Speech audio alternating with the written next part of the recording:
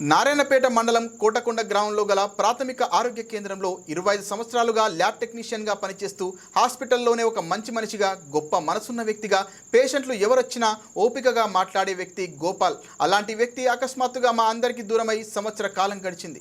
గత సంవత్సరం మెడికల్ మండల కేంద్రంలో జరిగిన యాక్సిడెంట్లో తీవ్రంగా గాయపడి చనిపోయిన ల్యాబ్ టెక్నీషియన్ గోపాల్ గారి మొదటి వర్ధంతి సందర్భంగా కోటకొండ ప్రాథమిక ఆరోగ్య కేంద్రంలో ఆయన ఫోటోకు నివాళులర్పిస్తూ 2 నిమిషాలు మౌనం పాటించారు వైద్య సిబ్బంది.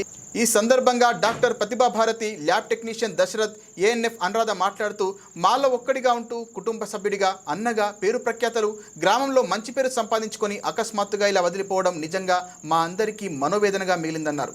5 ఏళ్ల నుంచి కోటకొండ పిహెచ్లో అందరు గర్భిణీ స్త్రీలని తర్వాత బీపీ షుగర్ వలన అందరు సార్ టెస్ట్ చేస్తుండే. ఇంకా సార్ అంటే మీకు అందరికీ తెలియని విషయం ఏం లేదు. సార్ మంచితనం అనేది చాలా గొప్పది. ఇంకా అటువంటి మనిషి మనకు లేడన్న విషయం మనం అది తీర్చలేకపోతున్నాము.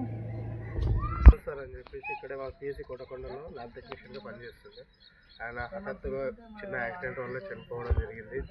ఈ రోజుకి సంవత్సరం పూర్తి అవుతుంది. అందరితో చాలా అందరితో మంచి కలిసిమెలిసి నడుస్తుంది. చాలా మంచి మనిషి. కాకపోతే ఏంటంటే ఆయన చిన్న యాక్సిడెంట్ కావడం వల్ల చనిపోవడం.